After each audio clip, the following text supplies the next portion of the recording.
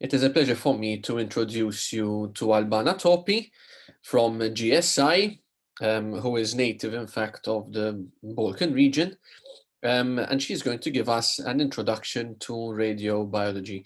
Albana, thank you for accepting our invitation. It is a pleasure to have you with us, and I give you the floor. Thank you.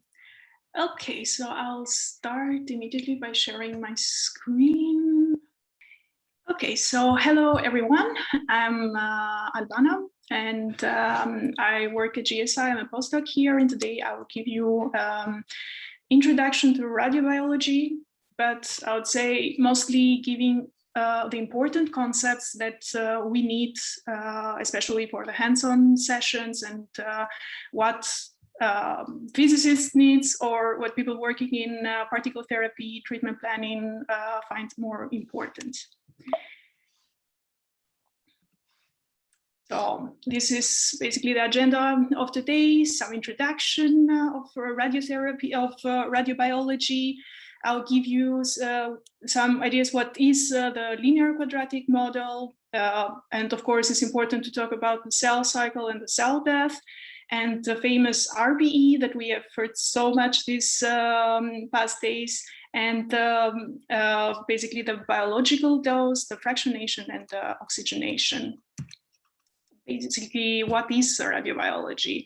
Sometimes known as radiation biology. So it's the study of the action of ionizing radiation on the living organisms, and includes basically physics and biology. So we know that we have different types of ionization, radiation ionization. So it's like non-ionizing and ionizing radiation.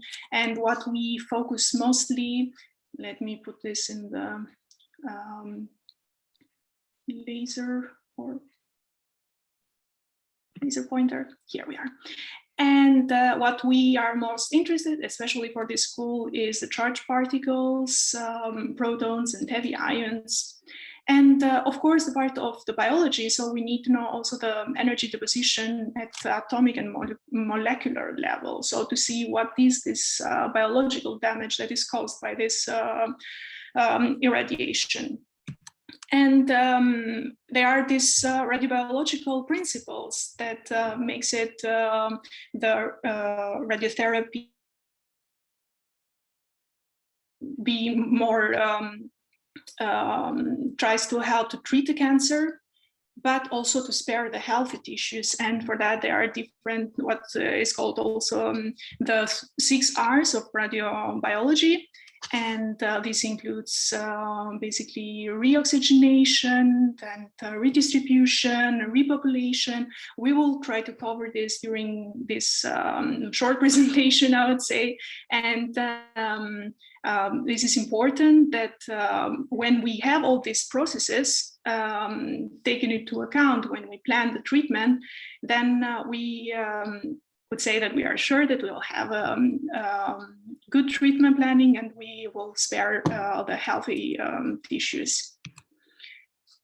You have seen so far so many of these pictures, and this is maybe one of the different shades of these pictures, that what happens when the ionizing radiation hits the DNA, and there are different damage that it causes, but the most important one that is interesting and gives us more effectiveness in our treatment is basically causing these double strand breaks of the DNA.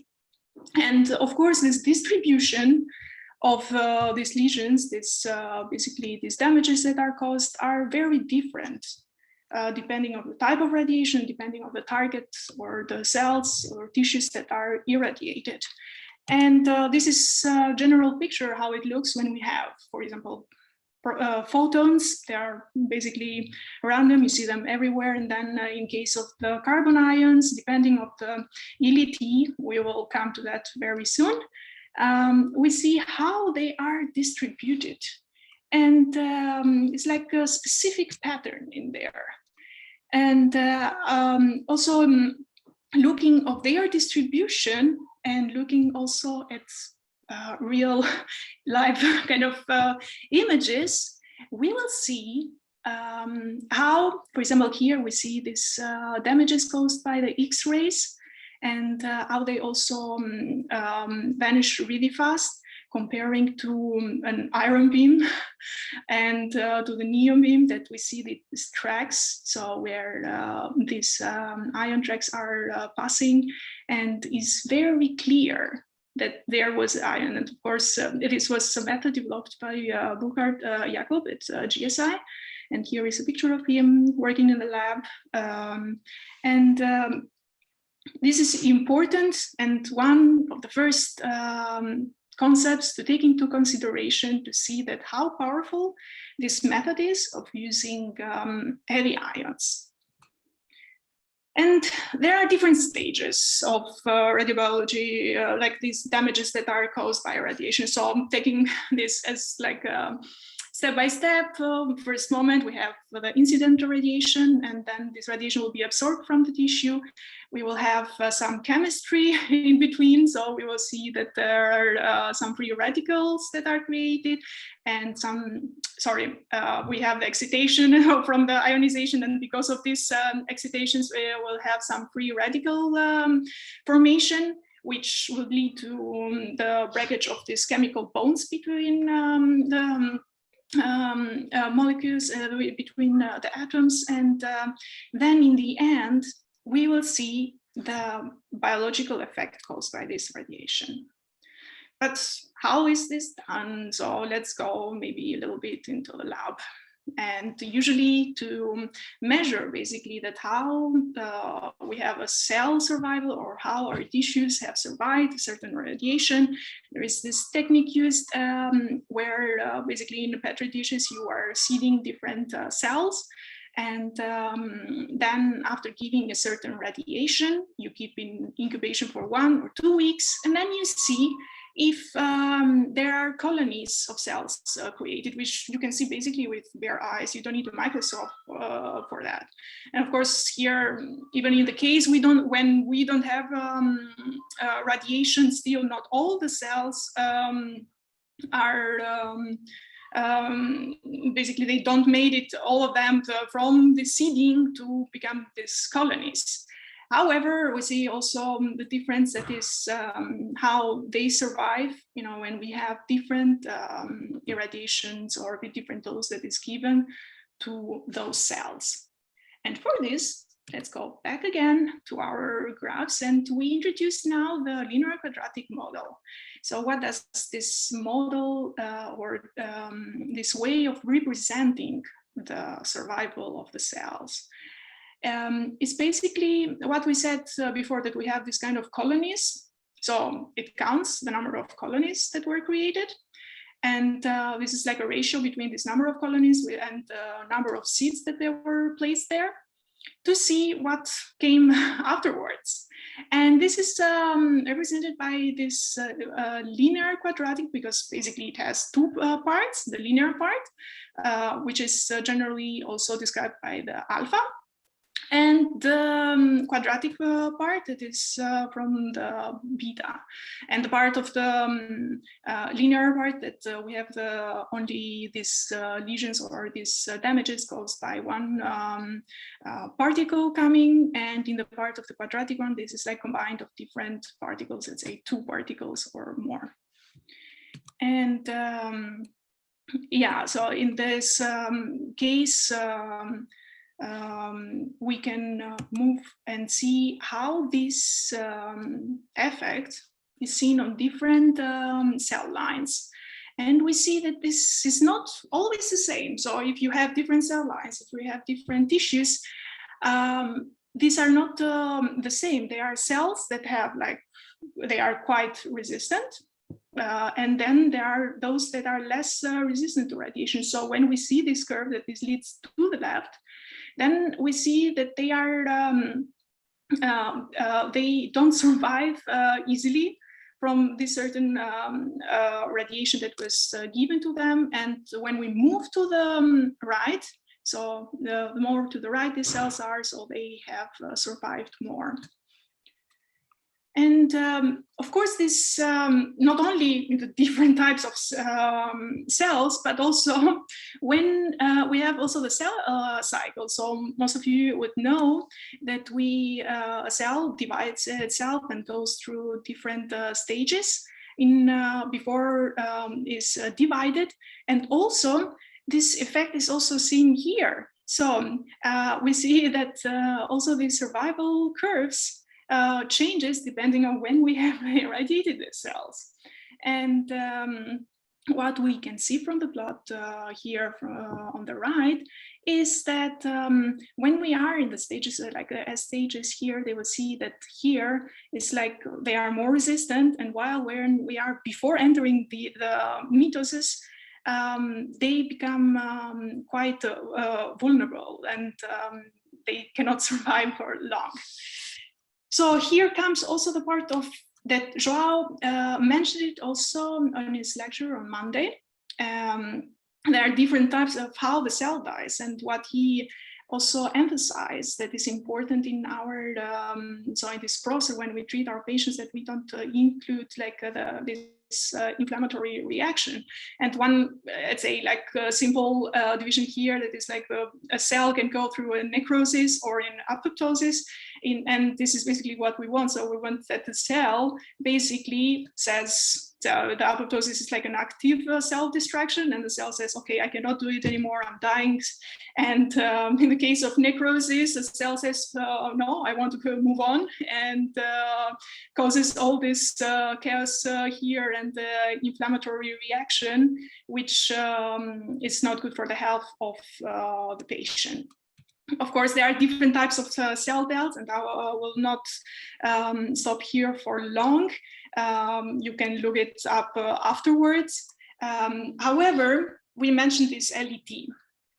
So looking at different radiations, and we see how this energy of these particles is distributing along the way that, or the penetration path that they have. So we introduce here the linear energy transfer, where it's basically the energy that is deposited per the different distances, or the quantity of the distance that particle has traveled. And this is a very important element when we talk about radiobiology, which goes, as you see also here from the title, that we are moving towards the RBE. So finally, for those that heard so many times during these days that RBE, we are finally going there and explaining that.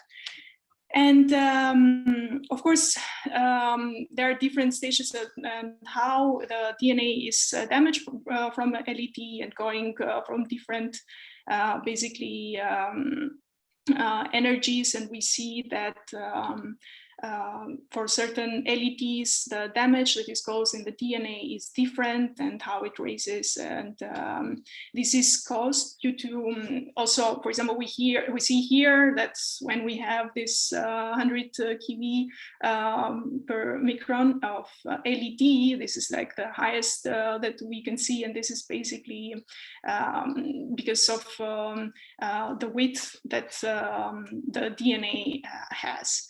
And going to the next, what we were waiting for so long, the RBE. So what is this RBE? It's basically a ratio between this radiation of reference and the particle that we want to use for radiation, so being this proton or heavy ion. And this ratio is basically so how much dose we have to give with heavy ion to reproduce the same effect, biological effect, that was given from the dose that came from the photons. And here we see that with heavy ions, we have like less survival. So we said that when this curve moves to the left, this means that it's less survival. And let me start it once again. here in this plot, we can explain it better. Let's say that we have, we want to have a fraction of 0.1 survival, and then we see how much dose do I want to give it with ions, and then we see that it's like 2.5, let's say. And to have the same results with photons, we have to give a bigger or the higher dose, like almost 7 gray. So now we see that, okay, let's use ions, and let's use less dose, which is good.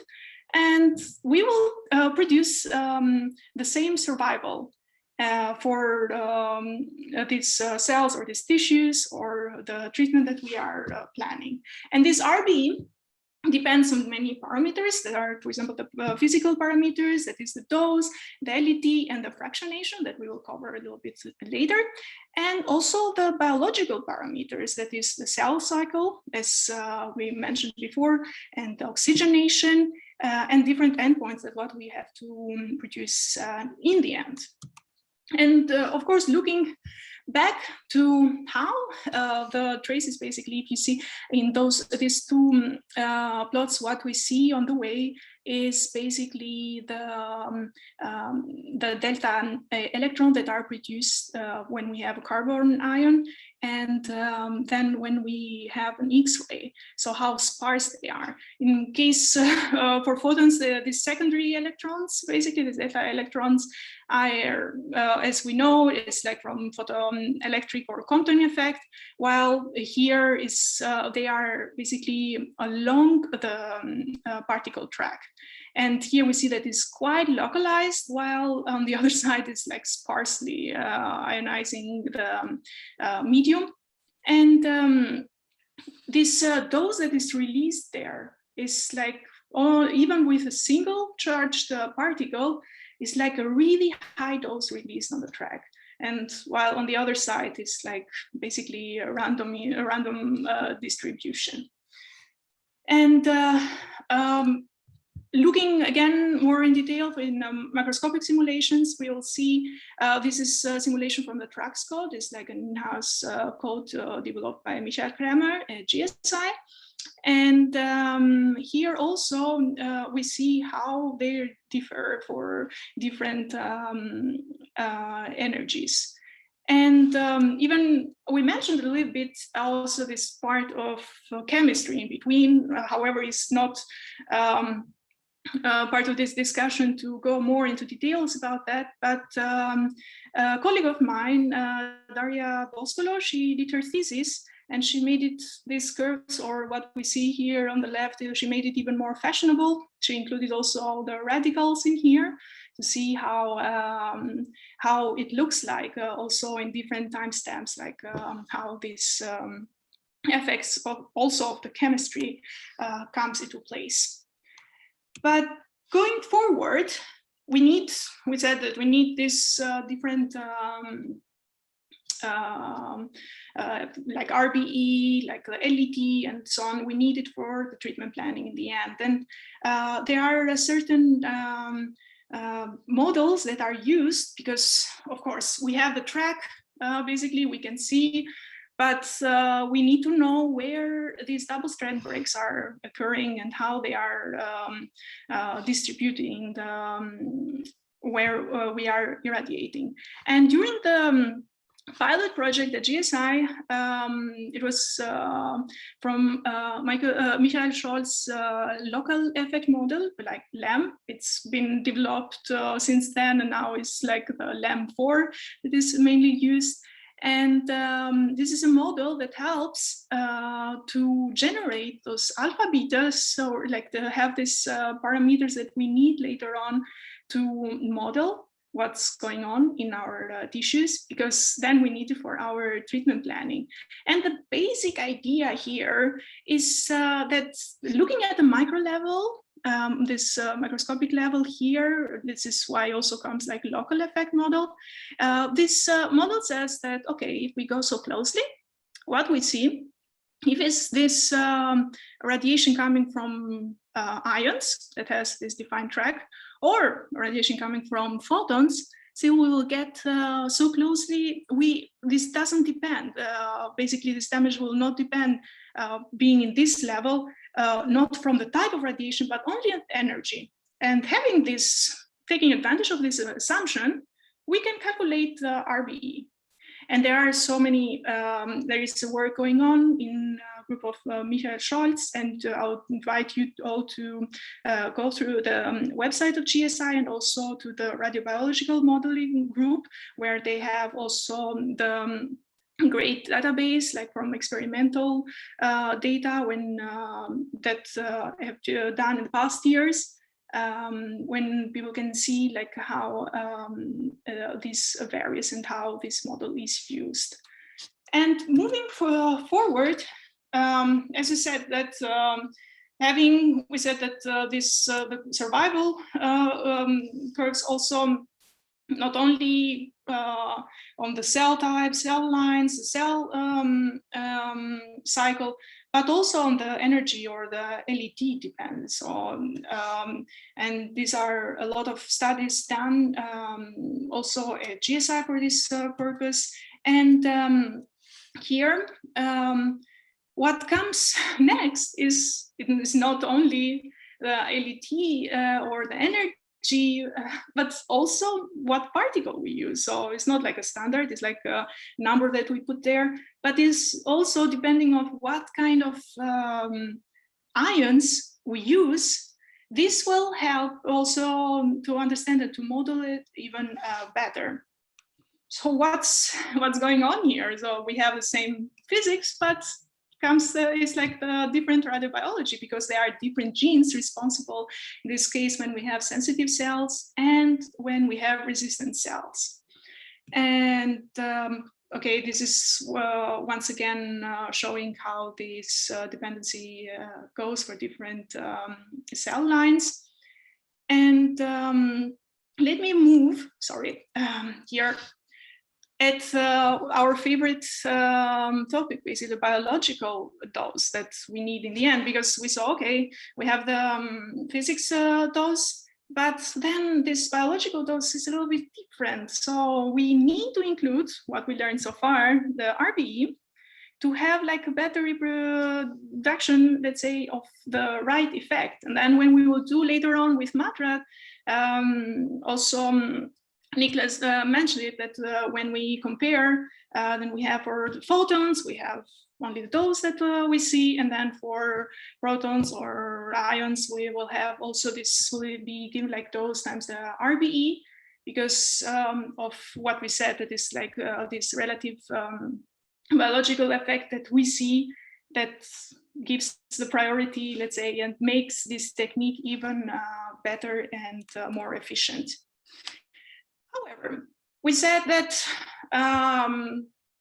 we can give the dose in total, so everything, or one thing that was also mentioned in the previous lectures was the fractionation.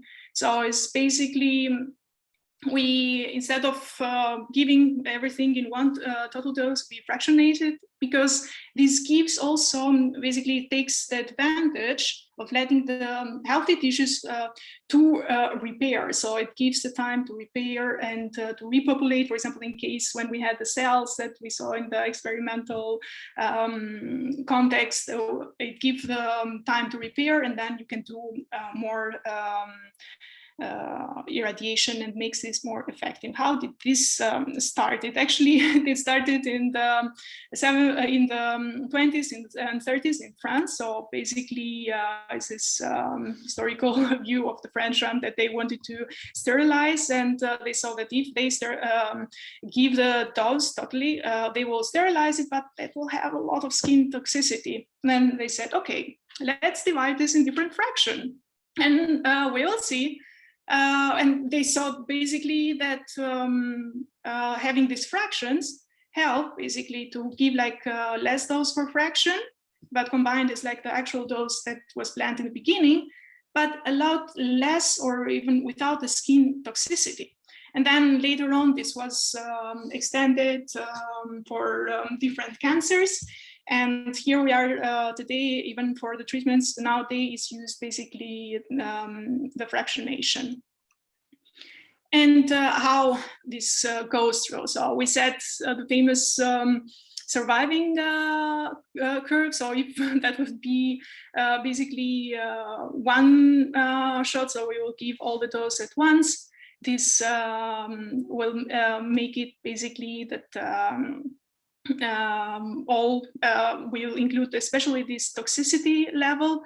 But in case when we separate it, basically that we have different doses. I mean, this depending on the different types that they have of the tumors and different setups, and depending how many other qualities, then we will see that how much dose or how many fractions we'll give to this patient, and it goes like this basically. So all of it is basically the sum of all these doses that are given for all the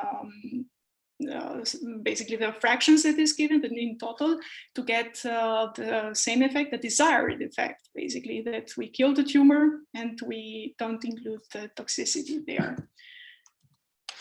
One other thing while people continue to do also research and why it's important to work in this field is also some kind of biological range uncertainties that will be covered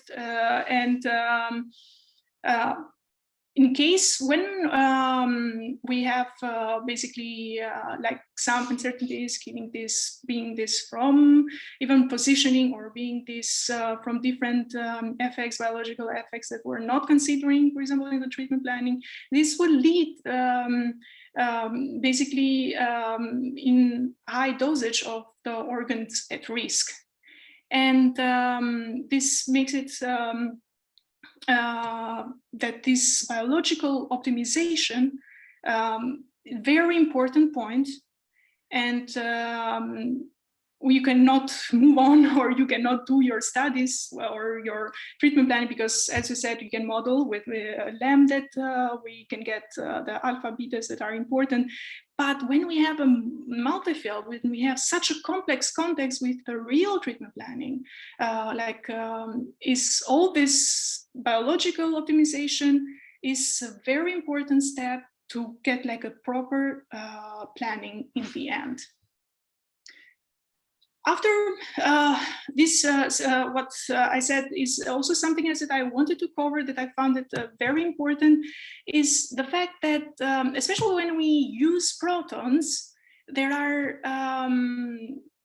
fragments that maybe are created on the way, like on the path. And this is a study done from Francesco Tomasino.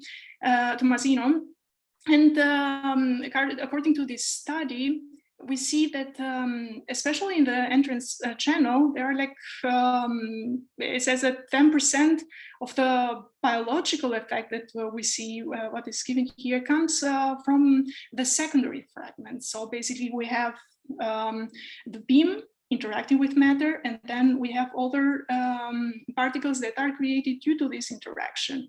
And these secondary fragments, they cause these biological effects, and also you can see more detailed studies that are done. I can try to give you more detailed also references here later on if you are interested, of course. And for that, there are different. It is basically need to do proper investigation of this, and because then we can get like different. This will improve basically the definition that is this ratio between the peak and the entrance, and also some side effects that are seen in the entrance channel, and also to the target. So you saw this, there was like the normal tissue and the tumor complications, and also this will help for the prediction of possible secondary cancers.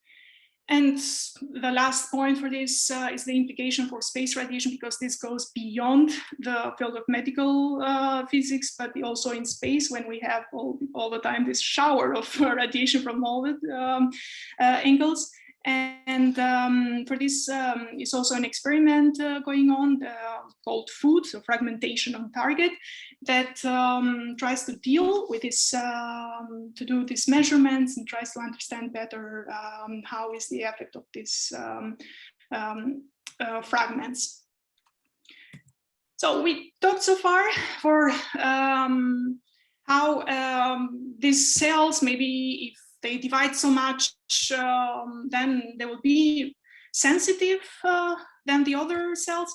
But this is not true, and I'll try to make this super short. I think also Demir has talked a little bit about the hypoxia effect. So what we have in the terms of when we talk about hypoxia in different regions of the body, we will have like low pressure of oxygen. This means that they will be less radiosensitive. So we try to irradiate, they just don't care.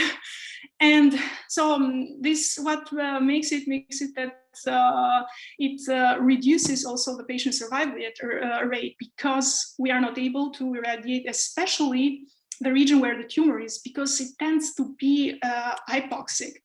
And for this comes also into account also the oxygen enhancement ratio, that is basically a ratio of doses without and with oxygen to give the same effect.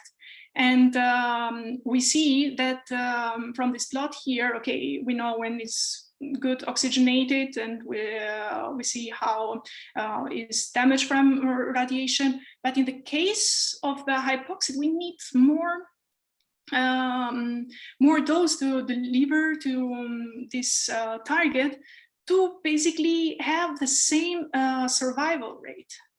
And of course, here helps also the fact that we there are different techniques that are and studies that are going on also in this topic. And traditionally what helps, but of course is not enough, is these times or the fractionations that we mentioned. So we give time that also the cell, because what happens when we irradiate, then after the radiation, also the cells, they become quite hypoxic, but giving them time from one window, so one fractionation to the other, maybe gives this time to recover and also to get great levels of oxygen. But this is important. However, if you want to know more, I'll be really happy to give you more extensive literature and to discuss this further. However, considering also the time that we were running late, and I'll try to wrap it up now and to give you the take-home message. So what we learned so far is that radiobiology is really essential for particle therapy. And looking at the biological effects of heavy ions, we see that there is a qualitative difference from the X-rays or what is used in traditional radiotherapy. And having the biological optimization in treatment planning is so crucial for a proper planning, taking into account all the biological effects. And knowing that when we do fractionations, basically when we fraction this treatment, this will have to this will help to better control the tumor, but also will lower also the level of toxicity, especially in the healthy tissues. And of course, the oxygenation level in tissue plays a super important role. To see how these cells will react and after we irradiate. And most of all, it's important to have a collaboration of all different fields like the physics, biology, chemistry. As we saw, they are super important, and we cannot do this alone only with physics to have a better outcome of the radiotherapy. And with that in mind, I would like to thank you for your attention. And I'm happy to take more questions, or if everything was clear from your side. Albana, thank you so much for that really lovely presentation. And now we can move on to the questions, as she said. We've got a number of questions. Albana, I leave it up to you. I lost you for a moment. I'm using two screens and I was like, where is it?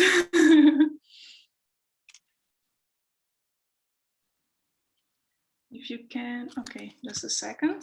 Well, all right, here. Are there any more Monte Carlo packages to simulate the effect of ionizing radiation on living matter, such as in this case of non-living materials? Well, there should be many of them. I cannot give you the right answer because I'm not really a Monte Carlo person, that I'm not working, but yeah, Gen4, for example, Gen4 DNA is like one of them that produces this effect. At GSI, they accelerate very heavy ions. Are they studied to be considered in ion therapy? Well, this is also a good question, because at GSI we accelerate basically from protons to uranium. So you can imagine using all these particles for therapy. But what is mostly used, like we said, is the carbon ion, are the protons. There are studies also for helium and oxygen, because it's like oxygen ions are very important, especially when we talk for the hypoxic tissues that I briefly mentioned. And many other studies are going on. Moving to the next question, the third question: what are the alpha and beta values which depend on modality we choose?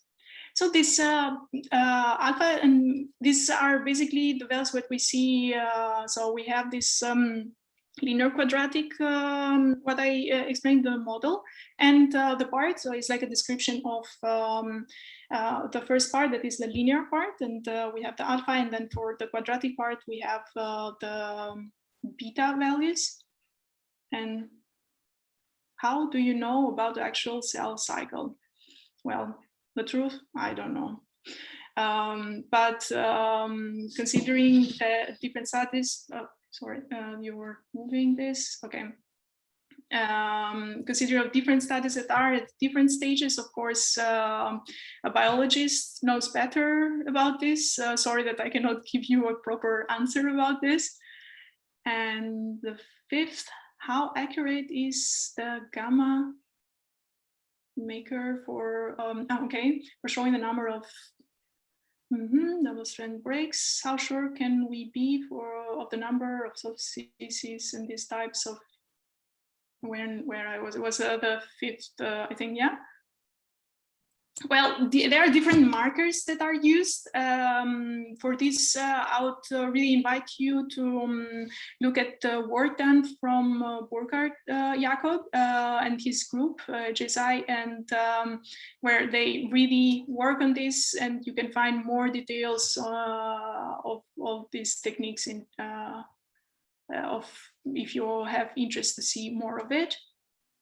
So, how the six? How other ions, ions channels like calcium, potassium, sodium, affect the heavy ion challenge?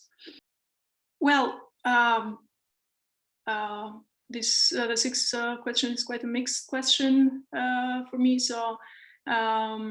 What we said, the elements that we use usually are not super heavy ions. We say it heavy because it's not like proton or like the helium, but the carbons.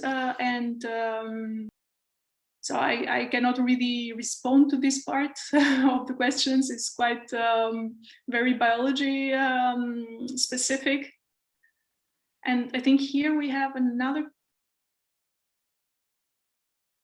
questions. The question 7, sorry, I can give basically the same answer like the fifth question.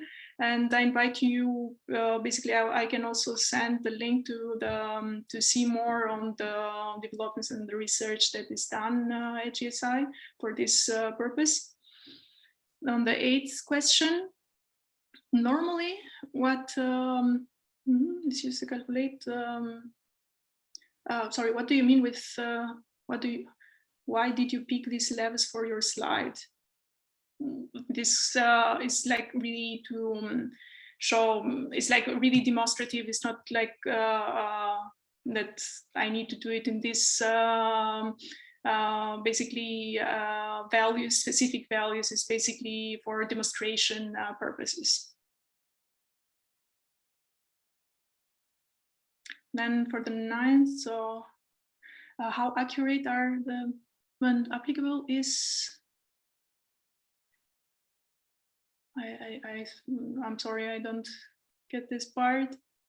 So when you use the convert large single fraction doses, I'm not really an expert of the brachytherapy and like really close therapy. So I'm really sorry, maybe some more experts in this field will give a better answer in this.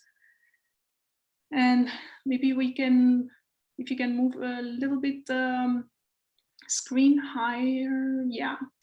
In one of the presentations, it was mentioned that protons mainly act through reactive oxygen species like X-rays, while carbon does not, which makes it more effective in inducing double-strand breaks. Why is this the case? Can you also move it a little bit higher so I can see the other? Why? Sorry. The mechanism for protons would be more similar. Well, in this, sorry, maybe you can try to make it the screen a little bit smaller and try to bring the question 10 so I can see the full question once again, if you don't mind. Okay, yeah. So, well, the mechanism is the same, say, for protons and for carbons, but what you have to always remember that carbons are not like protons, that we have like single particle, but it's like more complex nucleus. And while penetrating in certain medium, not only interacts, but especially after the Bragg peak, you will see also some fragments. That's why also sometimes, while for the protons we have this sharp Bragg peak, and then for carbons, they activate less the entrance channel and deposit most of those at the Bragg peak, but also they have also the fragments that are created afterwards. Okay, if we can, well, for the question, the 11th question, when you do fractionation, how do you determine when is the next treatment to cancer? Well, when you do fractionation, of course, they are, first of all, you do the CT. I think also Joao mentioned this, that you have the CT of the patient and you make the treatment planning, and then you analyze. I mean, it's not like the job of only one person, but it's like a complex discussion that how this will be done and how that will be divided, and it's really specific for each patient that needs to be treated. Well, the 12th question, nice one. In your last slide, looks like flash radiation is harmful. Okay, for flash, it's not only, it's important to take into account that it's not only the fact that you give the dose in one shot, but also the dose rate. So like this is like really important, and also the experts of flash therapy will make more comments on this. So it's not the same using one dose, like a normal treatment that you do when you use like all what you have to give to the patient, you give it in one shot, because otherwise if that was flash, everyone, even in conventional radiotherapy with any machine, will use the same thing and will say, okay, let me treat it as it is. And then the 13th, could hyperbaric oxygenation make the tumor more radiosensible?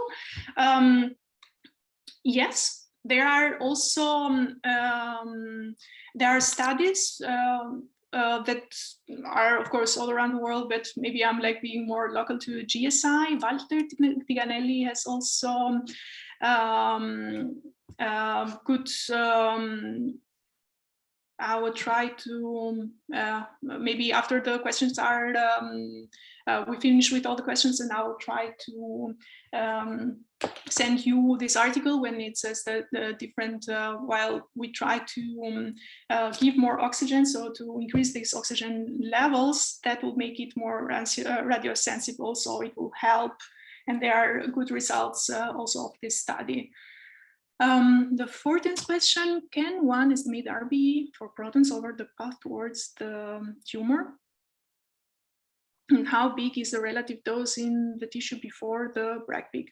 Well, yeah, I mean, this is like RBE, of course, is important, and we need it for the biological optimization, and knowing it is very crucial. And usually for the protons, what is used clinically is a standard of 1.1.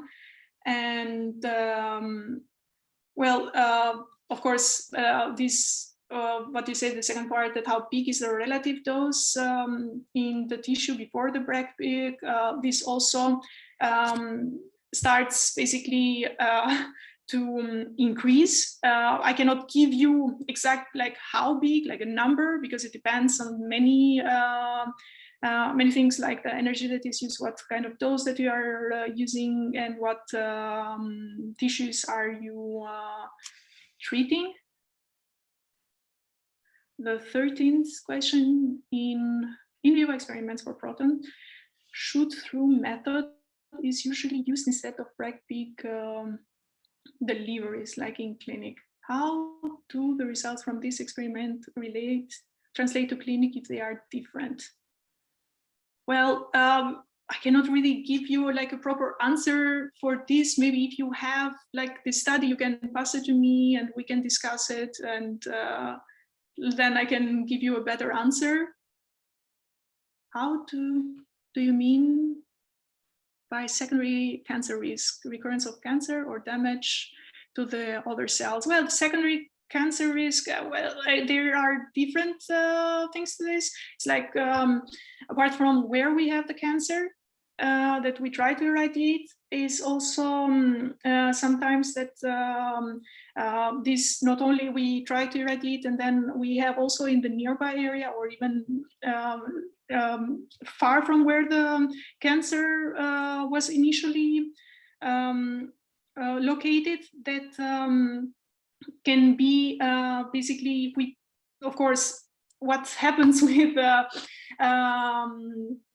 the therapy that we are discussing also in this school, that is really precise, and also is important to monitor and to do all the measurements, because it becomes like 2-edged sword, right? Because it's like from one side is really precise, from the other side also really sensitive, because moving or doing the things in the wrong way can cause like a really terrible damage in case instead of treating properly. Okay, where I was here. Can you elaborate the biological optimization method? We will hear more of it, because yeah. This will be covered then in my talk afterwards. Yeah. And okay, you can also move it a little bit, the screen a little bit higher up. Okay. Okay, good. If the RBE is greater than 1 for the organ at risk, in which way are they going to affect parallel and serial organs at risk? Well, this is not quite the, let's say, if we have like the larger RBE, basically we have planned, and then we have like a larger dose that we are depositing in the organs at risk. Of course, this is not what we want in the end of our treatment. So this is like basically it. If I want to give 2 grays to the GTV and 54 grays to the nodal region sequentially, or phase-wise, what will be the radiobiological effect for nodal region in the next phase for low dose per fraction? Wow, this is quite technical question that I'm sorry, but I don't really have the right or like the precise answer to this question. The 18th, if I see that the number of colonies is used to calculate, can we use other parameters? For example, total area of colonies filled in the well, survival.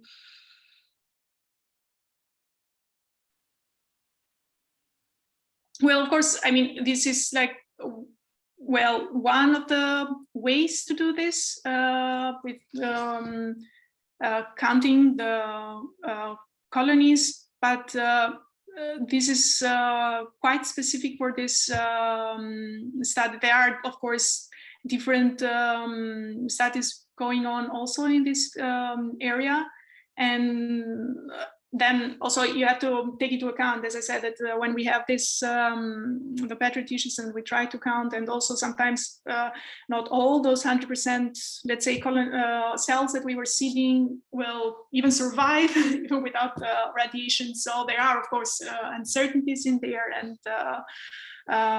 but of course there are also other techniques. It's not the only one.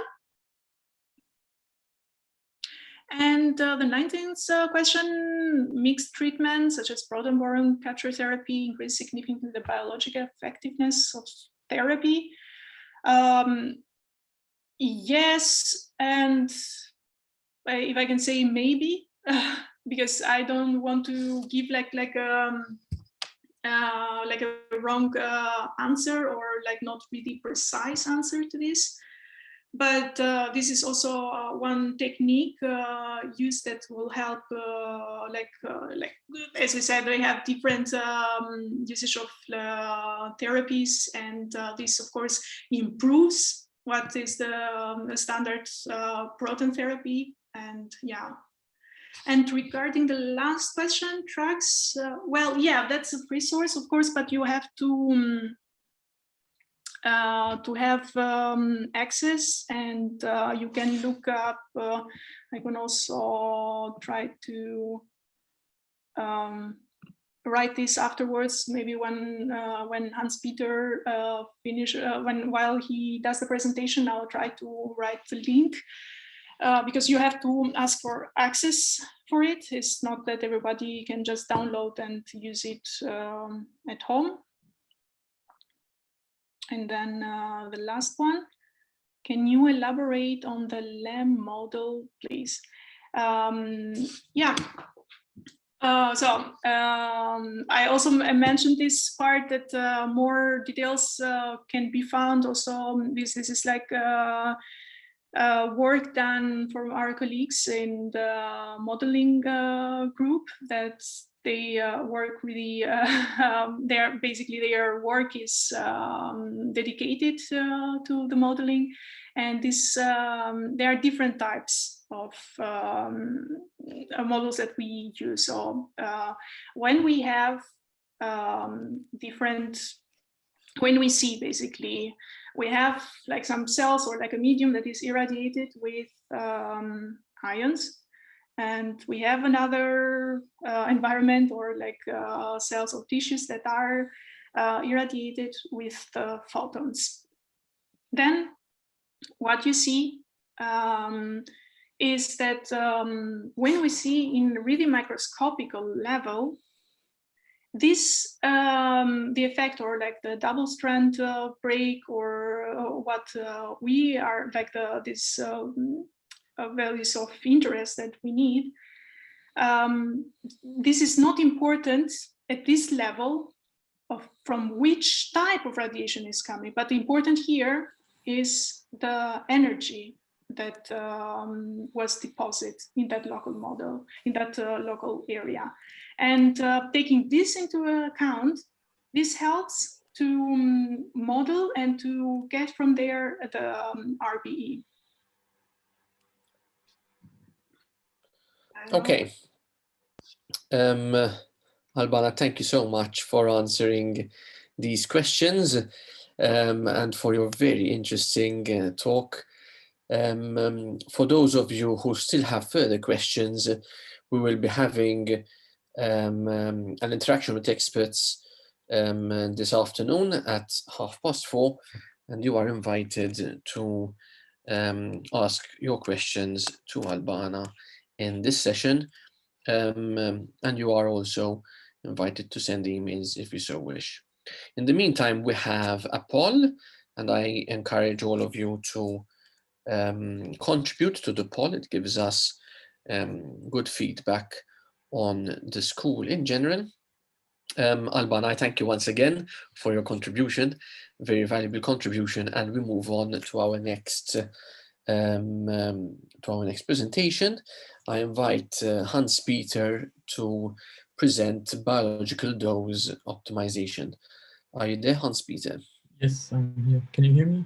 Yes, loud and clear. I give you the floor. I'll start sharing my slides. Just let me know if you see them. Yes, we see Perfect. the slides Perfect.